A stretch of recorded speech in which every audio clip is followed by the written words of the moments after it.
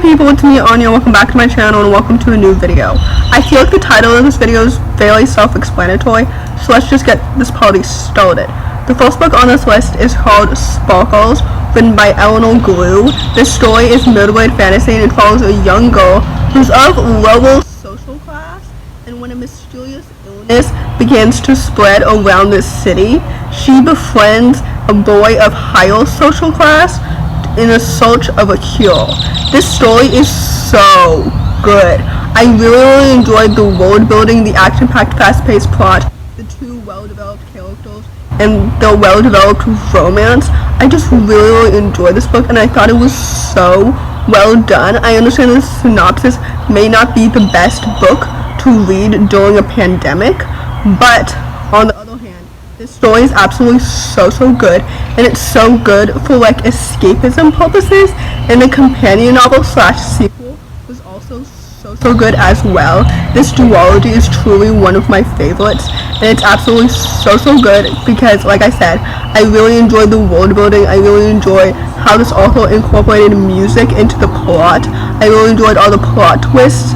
The characters are so well developed and distinct, and I just really enjoyed this story and the world and the setting and the characters and the plot. Like every single element of this book is absolutely so good, and like I said, the companion novel / sequel was also so good, and this series is one of my favorite duologies, and with that I highly recommend it.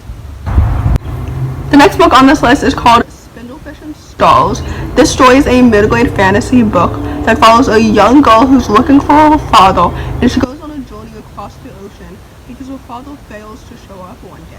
This story is absolutely so good. I know people say to not judge a book by its cover, but let me tell you that this story is just as glorious and wonderful and lovely as the cover. You know what I mean? Like, it's just as pretty on the inside as it is on the outside. This story is absolutely so good. I really enjoyed the world building, the action-packed, fast-paced plot, the characterization, the setting. Like, this story is absolutely so good, and it's so underrated. And for what? And I believe that it's even a debut novel, but it doesn't even read as a debut book. This book is absolutely so good. I just found myself just really immersed and sucked into the story immediately. I really enjoyed how all the different elements of the story were weaved together so effortlessly, you know what I mean? Like, this book is so good. I just really enjoyed the world building, the setting, the characterization, the plot. Like, this story is absolutely so good, and it's so underrated, and for what? Because it's absolutely so good. So with that, I would highly recommend it. The next book on this list is called The Mystwick School of Musicraft.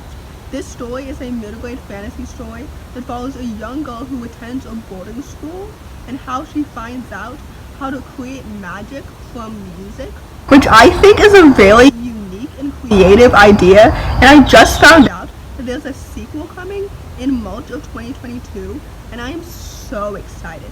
I think it's called The Midnight Orchestra or something like that, but at any rate, this book was absolutely so good. The world building and the setting was so creative and innovative. This author is so good.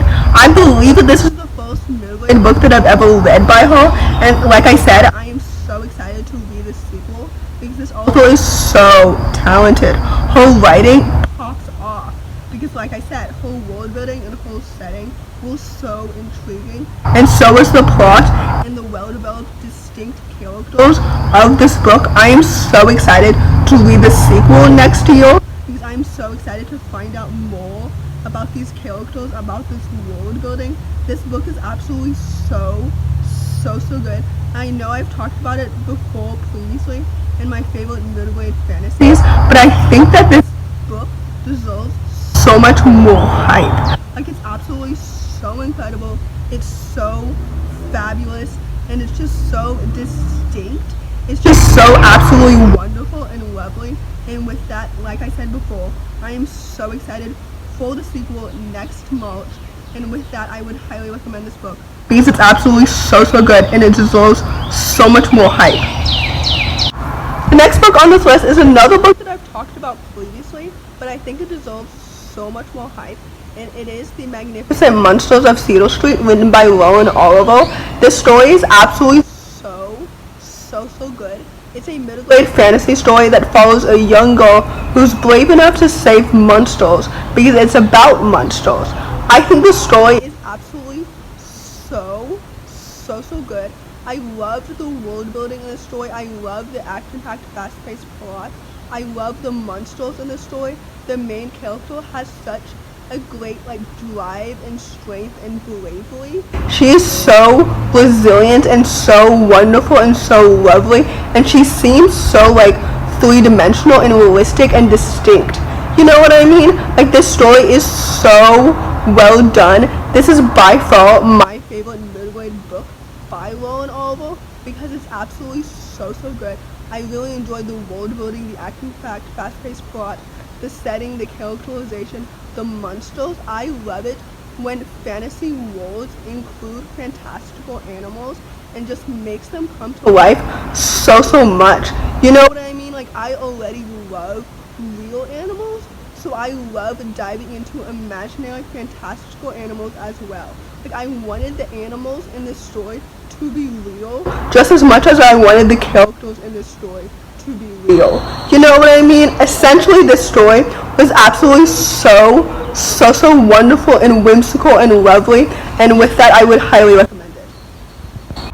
The last book on this list, but certainly not the least, because considering how much middle-grade fantasy I consume, there will probably be a part 2 to this video.